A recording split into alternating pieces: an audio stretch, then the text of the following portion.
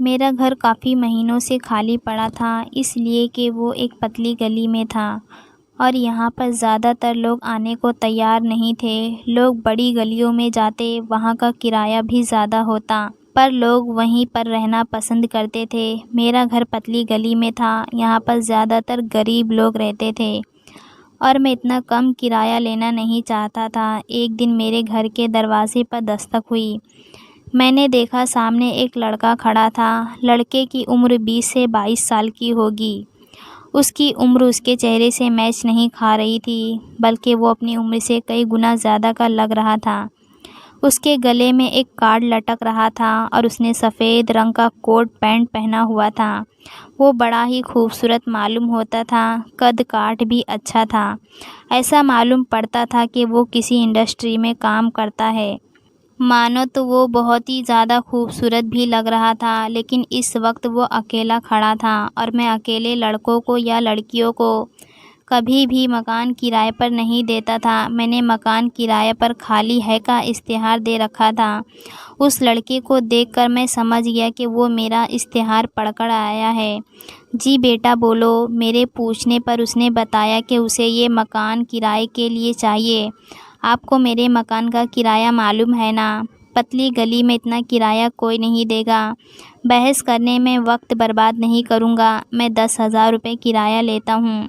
अगर आपको मंजूर है तो फिर ठीक है, मैं आपको 15,000 रुपये देने को तैयार हूँ, क्योंकि मुझे कहीं और घर नहीं मिल रहा है। ये मेरी मजबूरी है। आपकी मजबूरी का मुझे नहीं पता, पर मुझे कोई भी इंसान अपना मकान किराए पर देने के लिए तैयार नहीं है। पिछली गली में पूछ कर आया हूँ, लेकिन कोई मानता ही नहीं, सिर्फ़ इसलिए कि मैं अकेला हूँ। क्या मतलब? तुम अकेले एक कमरे में रहकर क्या करोगे? हॉस्टल में क्यों नहीं जाते? अब मैं भी शक भरी नज़रों से उसे देख रहा था। देखिए, मैं हॉस्टल में ज़रूर चला जाता, लेकिन हॉस्टल या लड़कों का होता है या लड़कियों का, जबकि मेरे साथ मेरी पत्नी भी है। मैं उसके साथ यहाँ हॉस्टल में तो नहीं रह सकता। आप भी शक्ल व सूरत से शादीशुदा और समझदार लगते हैं। आपको पता होगा कि औरत की हिफाजत करना कितना मुश्किल काम है, और यहाँ पर लोग हैं कि अकेले लड़के को मकान किराए पर देने के लिए तैयार ही नहीं है। ना ही लड़की की माँ बाप हमारे साथ है, ना ही मेरे माँ बाप। उसने पूरी कहानी सुना दी। क्यों भाई, तुम क्या इस दुनिया में अकेले हो? अकेला नहीं हूँ सर, लेकिन हम दोनों यूनिवर्सिटी में पढ़ते थे। हम दोनों ने शादी कर ली है। पहले मैं बॉय हॉस्टल में और वो गर्ल्स हॉस्टल में रहती थी, लेकिन अब हम शादीशुदा हो गए हैं। एक कमरे में रहना चाहते हैं और कमरा हमें कोई देने को तैयार नहीं। आप ही बताइए, हमारे माँ बाप दूसरे शहर में हैं, हम उनके पास तो नहीं जा सकते हैं ना। और शादी हमने अदालत में की है, तो ऐसे में क्या हम कसूरवार हो गए? पैसे होने के बावजूद भी कोई हमें मकान किराए पर नहीं दे रहा है। अच्छा कोई बात नहीं बेटा, तुमने शादी की है, मुझे खुशी है कि तुमने शादी की है, वरना तो आजकल के लोग टाइम पास करने के लिए कमरा किराए पर लेते हैं, होटलों में जाते हैं, तब लोगों को शर्म नहीं आती। और जब एक शादीशुदा जोड़ा मकान किराए पर लेने के लिए जाता है, तो उससे हज़ारों सवालों जवाब किए जाते हैं। मैं भी उस लड़के को देखकर जज्बाती हो गया था, क्योंकि मुझे अपनी शादी के दिन याद आ गए थे, जब शादी के फ़ौरन बाद पापा ने मुझे और मेरी पत्नी को घर से निकाल दिया था। उन्होंने कहने को तो हमें घर से अलग किया था, लेकिन असल में उन्होंने हमें घर से निकाल दिया था, और इस बात से मुझे बहुत ज़्यादा तकलीफ़ पहुंची थी। बहरहाल आज इस लड़के को अपने दरवाज़े पर खड़ा देखकर मुझे उससे हमदर्दी महसूस हुई। मैंने कहा कि बेटा, मैं तुमसे ज़्यादा पैसे हरगिज़ नहीं लूँगा, 10,000 रुपये ही लूँगा। बस तुम वो वक्त पर दे देना, क्योंकि मेरा किराया 10,000 रुपये है। मैंने इसी वजह से 3 महीने का नुकसान किया है। अपना मकान किसी को किराए पर नहीं दिया, क्योंकि लोग 3,000 रुपये से ऊपर मेरे घर का किराया ही नहीं देते। वो लड़का ये बात सुनकर खुश हो गया। उसके चेहरे पर खुशी थी और मैं भी खुश हो गया। देखने में वो बहुत शरीफ और समझदार लग रहा था। उसके चेहरे पर गरीबी की दास्तान लिखी हुई थी। ऐसे लड़के ना ही तो बदमाश होते हैं और ना ही घर की औरतों के लिए ख़तरा। क्योंकि उसके पास अपनी पत्नी भी थी, तो मैंने सोचा कि मैं उसे मकान किराए पर दे देता हूँ। तो तुम्हारी पत्नी तुम्हारे साथ नहीं आई? जी वो मेरे साथ कैसे अलग अलग मकानों में लोगों से बात करने के लिए आती। मैंने उसे कहा है कि वो अपने हॉस्टल में रहे, जब मकान मिल जाएगा तो मैं उसे भी ले आऊँगा। जाहिर है झूठ बोलूँगा तो आप मुझे निकाल दीजिएगा। कल आप देख लीजिएगा, मैं उसे भी ले आऊँगा। उस लड़के ने मुझसे चाबी उसी वक्त ले ली थी।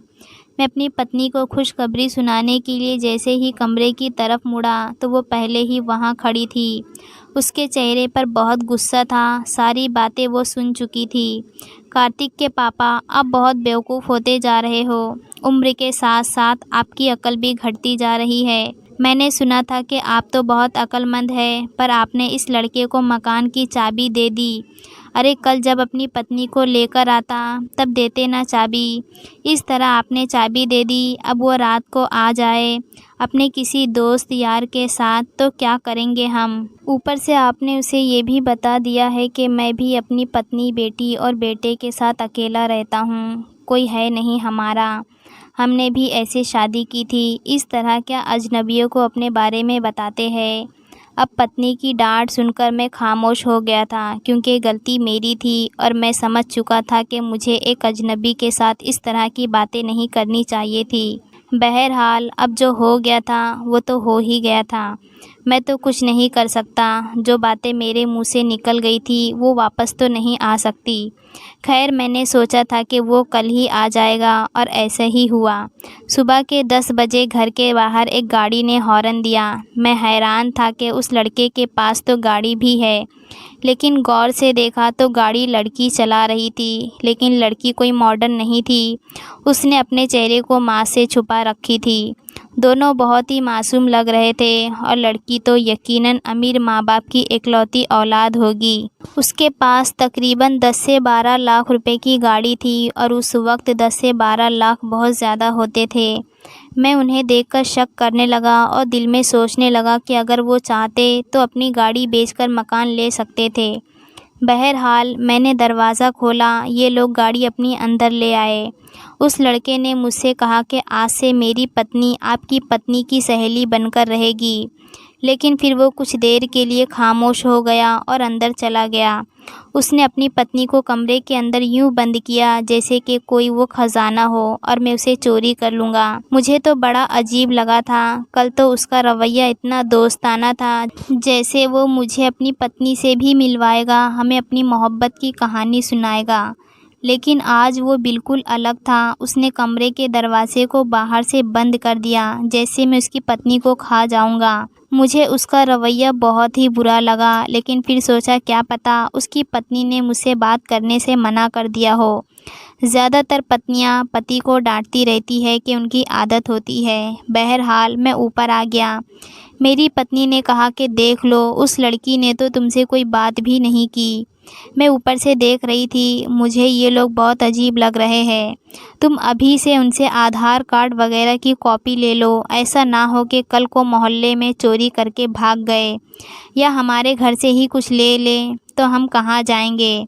मैंने ऐसा ही किया। रात के वक्त मैं नीचे गया तो उस लड़के से कहा कि भाई, मुझे कुछ कागजात पूरे करने होंगे, तो आप मुझे अपना और अपनी पत्नी का आधार कार्ड या वोटर आईडी मुझे दे दो। मेरी बात सुनकर वो मुस्कुरा पड़ा। जी आधार कार्ड तो मैं आपको अपना दे ही दूँगा, उसने अपना सर खुजाते हुए कहा। लेकिन दरअसल मेरी पत्नी बहुत कम उम्र की है।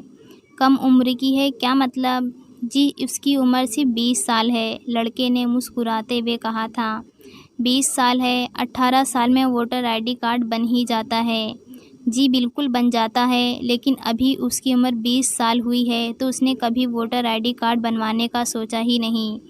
असल में वो अपने माँ बाप की लाडली थी, इसी वजह से उसने कभी वोटर आईडी कार्ड बनवाया ही नहीं। बस मैं अपनी पत्नी से मोहब्बत करता हूँ, क्योंकि वो मुझसे काफ़ी छोटी है। आप तो समझ सकते हैं ना, 18 से 20 साल की लड़की की क्या अकल होती है। तो बस उसने वोटर आईडी कार्ड बनवाया ही नहीं। अरे भाई, जब आधार कार्ड और वोटर आईडी कार्ड बनवाया ही नहीं तो तुम दोनों की शादी कैसे हो गई? मैंने आपसे झूठ बोला था। हमने चोरी चुपके मंदिर में शादी की है। वो लड़का मुझे अपनी शादी के लेक्चर देने लगा, पर मैं ये सोचने में बिज़ी था कि उसकी पत्नी इतनी ही कम उम्र की थी तो वो गाड़ी कैसे चला रही थी। जिसके पास अपनी गाड़ी हो, अपने माँ बाप की वो इकलौती औलाद हो, वो इतनी बेवकूफ़ तो नहीं होगी। लेकिन बस मैं उन्हें ज़्यादा नहीं कह सकता था क्योंकि लड़के के पास हर बात का जवाब था। मैं उससे जो भी सवाल करता वो मुझे उसका ऐसा जवाब देता कि मैं हैरान रह जाता और मजबूरन मुझे चुप होना पड़ता। अब कुछ ऐसी भी चीज़ें थी जो उस लड़के के बयान से साफ हो गया था। मतलब उसने कहा था कि मैं और मेरी पत्नी दोनों ही यूनिवर्सिटी में पढ़ते हैं, हम एक ही क्लास में पढ़ते हैं। यूनिवर्सिटी से हमने मोहब्बत की शादी की, लेकिन मैं जब भी देखता लड़का अपनी बाइक पर यूनिवर्सिटी जाता और लड़की 10 से 11 बजे के करीब घर से गाड़ी से निकलती थी। ये बात बड़ी हैरान कर देने वाली थी। अगर वो लड़का और लड़की दोनों एक साथ पढ़ते थे, उनको तो चाहिए था कि वो एक ही गाड़ी में बैठकर जाए। फिर नए नए पति पत्नी भी थे, उनके दरमियान तो ये फ़र्क होना ही नहीं चाहिए था। एक दिन मैं यूं ही नीचे गया, उस लड़के से पूछा तुम कौन सी यूनिवर्सिटी में पढ़ते हो। उसने फट से जवाब दिया कि वो दिल्ली यूनिवर्सिटी का स्टूडेंट है और एमए कर रहा है। साथ ही उसने मुझे अपने डिपार्टमेंट का नाम, कुछ फेमस प्रोफेसर के बारे में भी बताया तो मैं खुश हो गया। मैंने कहा कि ये तो बहुत अच्छी बात है, तुम एमए कर रहे हो। ये कहकर मैं ऊपर आ गया तो मेरी पत्नी कहने लगी, कार्तिक के पापा, तुमने ये कैसे लोगों को घर में जगह दे दी है। अब क्या हो गया प्यारी पत्नी, अब क्या कर दिया मैंने तो उस लड़के से सिर्फ इतना पूछा कि तुम पढ़ते कहाँ हो और क्या मैंने कोई गुनाह किया है। अब मैं अपनी पत्नी पर बरस पड़ा था। कार्तिक के पापा, मैं तो तुम्हें बता भी नहीं सकती और दिखा भी नहीं सकती कि मैंने देखा क्या है। अरे अब बता दो, मुझे खामखा क्यों परेशान कर रही हो। मेरी बात सुनकर वो कानों को हाथ लगाने लगी और बोली, मैंने देखा कि मैं गैलरी से नीचे झांक रही थी कि देखूं तो सही नए पति पत्नी में कितना प्यार है।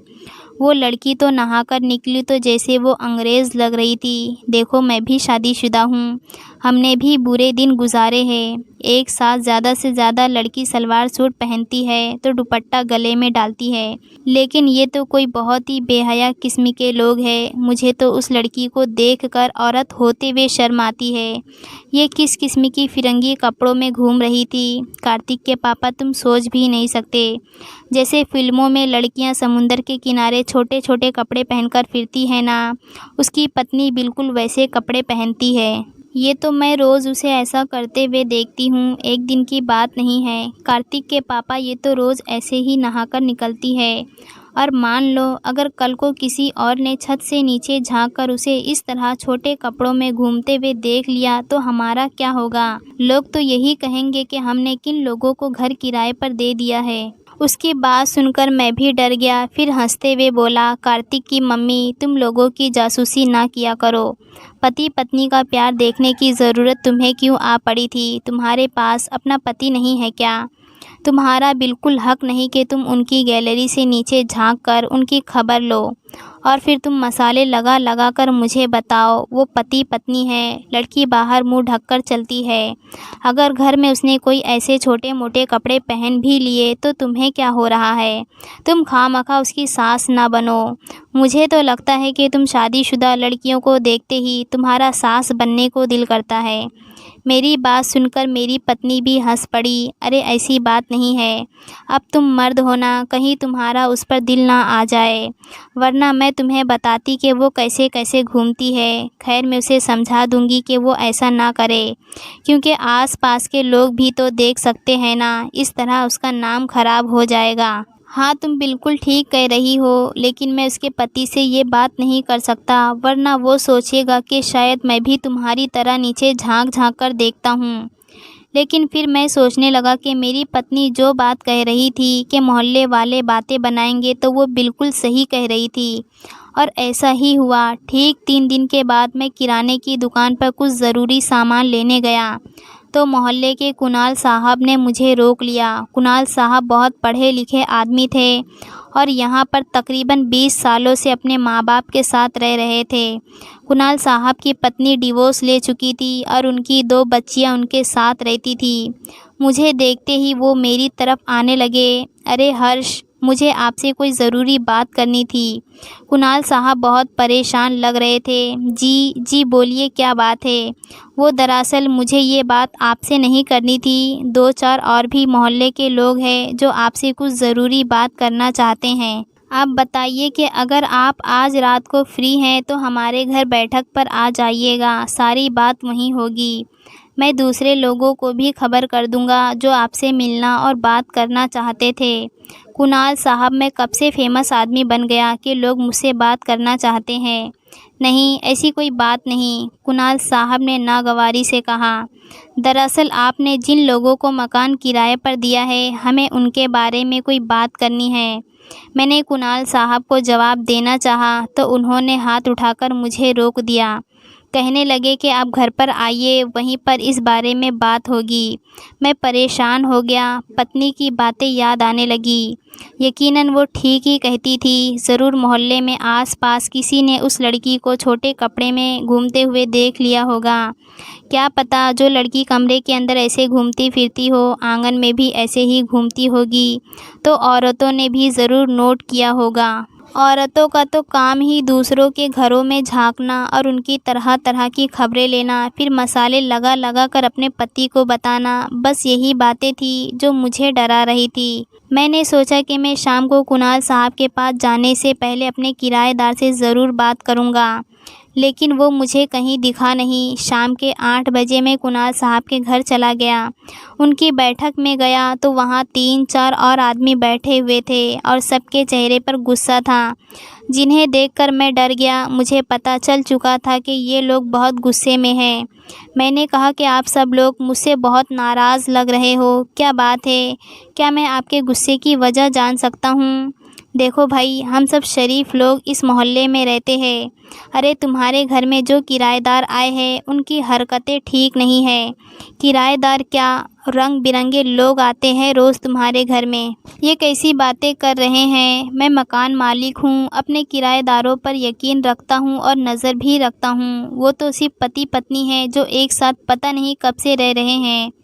आज ही आप लोगों को ये बात याद आई है। कहीं इस बात की तकलीफ़ तो नहीं हो रही है कि मुझे ज़्यादा किराया क्यों मिल रहा है? मेरी बात सुनकर कुणाल साहब ने नाराज़गी से मेरी तरफ देखा। अफ़सोस है हर्ष, आप हमारे बारे में ऐसा सोचते हैं। हमने तो कभी सोचा नहीं था कि आप हमारे बारे में ऐसी सोच रखते हैं। बात यह है कि आपका मकान कोई मकान नहीं रहा, बल्कि माफ़ कीजिएगा, अब वो कोई और ही जगह बन गई है। मतलब क्या है आपका? मैं उठकर खड़ा हो गया। मतलब बहुत साफ़ है जनाब, आपके घर में रोज़ अलग अलग औरतें आती हैं। बेशक उन्होंने मास्क लगा रखे होते हैं, लेकिन मैं एक ही हफ्ते में दूसरी तीसरी औरत को देख चुका हूँ। पता नहीं तुम्हारा ध्यान कहाँ रहता है। शायद ज़्यादा किराया देखकर तुम्हारी आंखें खुल गई और दिमाग बंद हो गया है, वरना हम सबको नज़र आता है कि उस घर में रोज़ एक औरत नहीं जाती। अब तुम्हें उन लोगों को मकान दिए हुए कितना महीना हो गया है? सिर्फ मैं यहाँ पर तीसरी लड़की को नोट कर चुका हूँ और 3 महीने भी नहीं हुए। तुम्हें क्या लगता है हम सब बेवकूफ़ हैं? बाकी लोगों ने भी ऐसे ही बातें की थी। वो लड़का हर दिन किसी लड़की को लेकर आता, या तो वो किसी दूसरे को भी बुला लेता है, या कोई ना कोई ऐसी बात है जो वो लोग तुमसे छुपा रहे हैं। देखो हर्ष, हमें तुम पर पूरा भरोसा है, लेकिन तुम्हें पता है कि हम सब इस मोहल्ले में रहते हैं। सिर्फ तुम ही तो नहीं रहते, बाकी लोग भी तो हैं ना। सबकी बेटी बहू की इज्जत है यहाँ पर। ऐसे में अगर मोहल्ले में ये काम शुरू हो जाएगा तो हम कहाँ जाएंगे? सबकी बातें सुनकर मुझे गुस्सा आ रहा था। अगर आपको ऐसा लगता है तो आप लोग उस लड़के को बुलाकर खुद ही पूछ लीजिए। मैंने तो जब उसे मकान दिया था तब उसके पास एक ही लड़की थी और वो उसकी पत्नी थी। अब आप लोग कह रहे हैं कि वहाँ अलग अलग लड़कियाँ आती हैं। मैंने अपने किराएदार को फ़ोन किया, उसने कहा कि मैं रास्ते में हूँ, मुझे घर पहुँचने में 10 मिनट लगेंगे। मैंने उससे कहा कि घर जाने की बजाय तुम दूसरी गली में आ जाओ, मैं तुम्हें लेने बाहर आ रहा हूँ। थोड़ी देर में वो लड़का हमारे बीच पंच में बैठा था। सबने उसके सामने वो अलग अलग लड़की वाली बात रखी, तो उस लड़के ने पहले तो ये बात मानने से साफ इनकार कर दिया कि वहाँ पर कोई लड़कियाँ आती है। कहने लगा, मैं अपनी पत्नी के साथ रहता हूँ। हर्ष साहब मेरी पत्नी को जानते हैं। मैंने कहा, मैंने आपकी पत्नी को एक ही बार देखा है, मगर ये सब लोग कह रहे हैं कि तुम्हारे घर में अलग अलग औरतें आती है। क्या ये बात सच है? बिल्कुल नहीं जनाब। तो क्या मैं चलकर तुम्हारी पत्नी का चेहरा देख सकता हूँ कि तुमने पत्नी बदली है या नहीं? मेरे सख्त सवाल पर वो भी गुस्सा हो गया।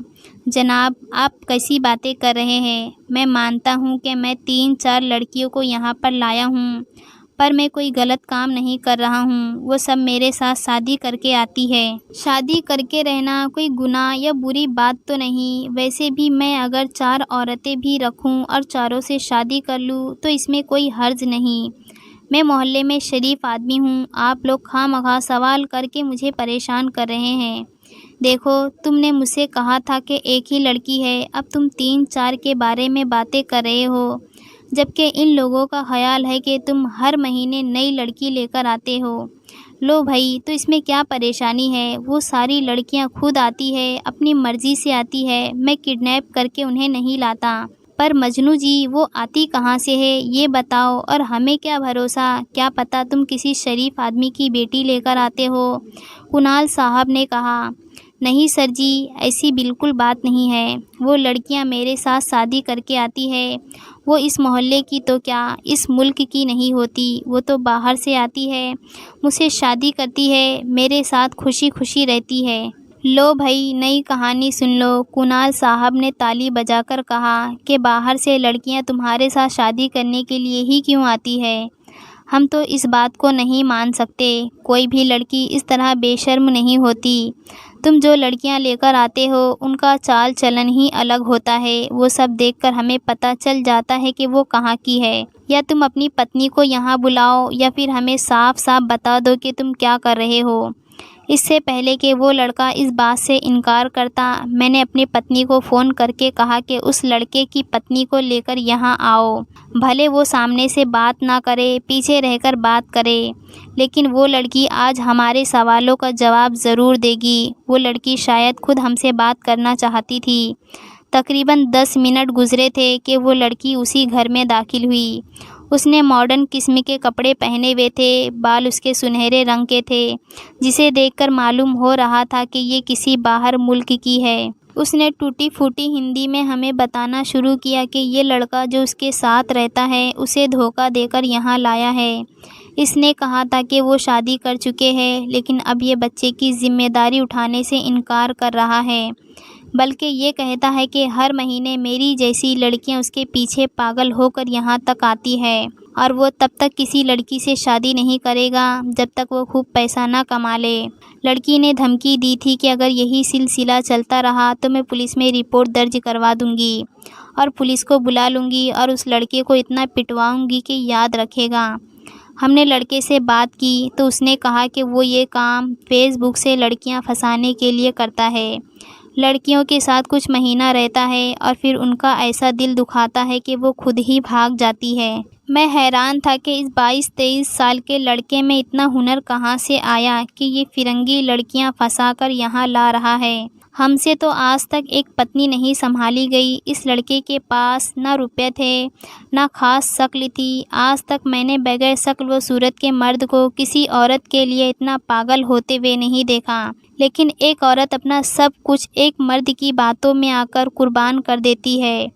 तो जो लोग हर वक्त यही शिकायत करते रहते हैं कि उनकी पत्नी उनसे खुश नहीं रहती, ये कहानी उनके लिए एक सबक है कि अगर एक औरत सिर्फ बातों की बुनियाद पर अपना सब कुछ छोड़ छाड़कर 7 समुंदर पार आ सकती है, तो आपकी पत्नी क्यों आपके साथ खुश नहीं रह सकती। यकीनन आपकी बातें कड़वी होगी। उस लड़के को तो बहरहाल हमने मोहल्ले से निकलवा दिया, लेकिन लड़की को इंसाफ मिला या नहीं मिला ये हमारे सर दर्द की बात नहीं थी। पर यहाँ 2 बातें सिखाने वाली थी। एक तो ये कि उस लड़के ने कैसे बाहर की लड़कियों को बदनाम करने की कोशिश की, जबकि वो फिरंगी लड़कियाँ लेकर आता था। ये सब उसने अपने मकसद और हवस के लिए किया, जबकि सीखने वाली बात और समझाने वाली बात यह है कि एक औरत जितना बातों से खुश हो सकती है उतना सुकून उसे और कोई चीज़ नहीं दे सकती। इसलिए अपनी पत्नियों के साथ प्यार मोहब्बत जताया करें। ये ना हो कि आपकी बजाय ये काम कोई और कर रहा हो और अब बाद में आप पछताते रहें। अगर आपको आज की हमारी ये कहानी पसंद आई तो इसे लाइक कीजिए और अपने प्यारे दोस्तों के साथ शेयर कीजिए। और हाँ, अगर अभी तक आपने हमारे चैनल को सब्सक्राइब नहीं किया तो ज़रूर सब्सक्राइब कीजिए।